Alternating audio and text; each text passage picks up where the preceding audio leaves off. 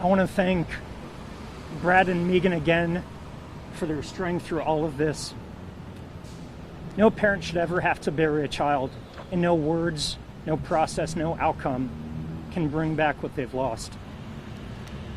Working with the Huletts, we pursued a resolution using a well-known process called restorative justice. Restorative justice seeks closure for victims through reconciliation and a defendant's acceptance of responsibility. Restorative justice views crime not only as breaking a written law, but through the harm that it causes to victims and the community.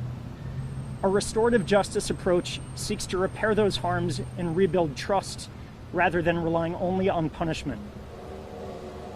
Our office has elected to use this process in the past in cases involving first-time offenders when the victim or victim's family has advocated for restorative justice rather than traditional prosecution and punishment.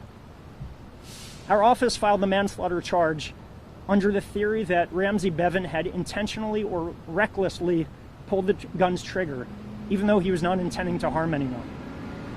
During the course of our investigation, however, we learned that this particular handgun has a defect, a design defect. The gun involved is a Sig Sauer P320. It has a defect that allows the gun to fire without the trigger being pulled. This has been seen in examples from across the country and from right here in Tampa. This new information, along with the wishes of the Hulett family, prompted our office to consider this resolution. Before I open it up to questions, please keep in mind that until Bevan completes the sanctions imposed, this is still a pending case, and therefore I'm limited in the amount of factual information that I can provide. Also, Attorney Anthony Rickman is here to answer questions on behalf of the Huletts. Andrew, is he being sentenced as charged? He's entering a pretrial intervention program.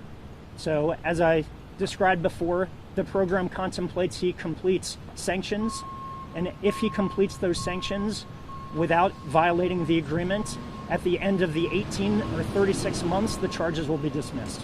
So it's still a manslaughter charge hanging over him. You didn't downgrade the charges? That's correct. The charge right now continues.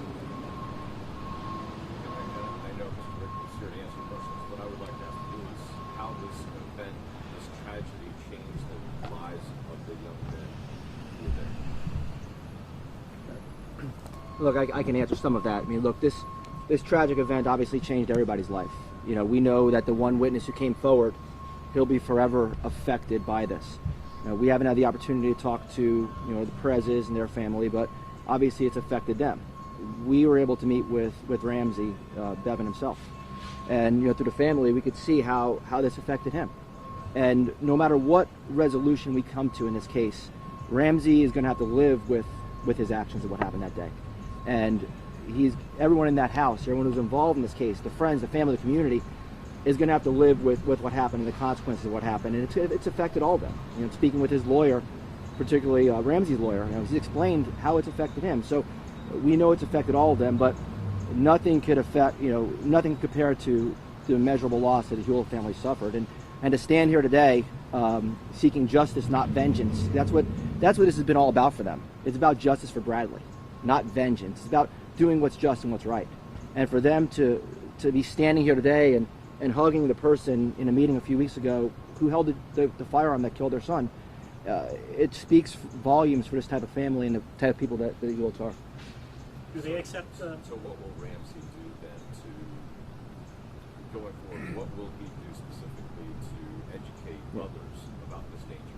Well, when you look at what happened, in my opinion, there's three real issues here.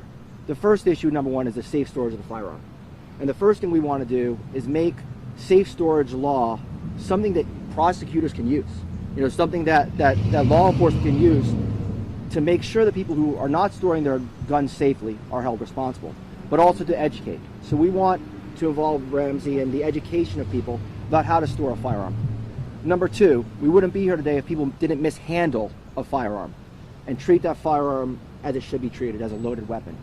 What we want Bevan to do is to help educate the community so that this doesn't happen again, so other parents aren't standing up here and mourning the death of their child. So with the BH3 Foundation, one of the other things that we're going to do is have Ramsey talk about gun safety. Go out and talk to high schools, talk to schools. The BH3 Foundation, is going to be involved in preaching gun safety and hopefully making a difference in the community, so no one has to stand up here again. And then the third is obviously that firearm itself, and hopefully, holding gun manufacturers responsible, particularly Sig Sauer. If you're going to put a product out there, make sure that product is safe, make sure it's not defective, and make sure that innocent people aren't killed with your product. Is there possible civil litigation against Sig Sauer? I can't comment on this point in time, but we do believe, as through the discovery, that there is responsibility on the gun manufacturer for sure. Was there?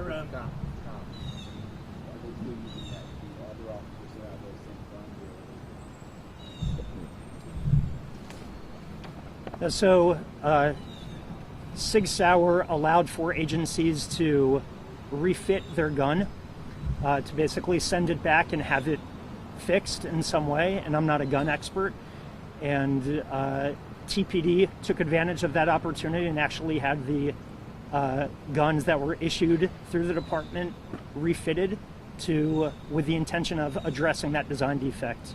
That being said, this gun was not refitted, and there's litigation pending across the country against Sig Sauer, some of which alleges that even after the refitting of the gun, it continues to fire without somebody pulling the trigger. So was this a issued weapon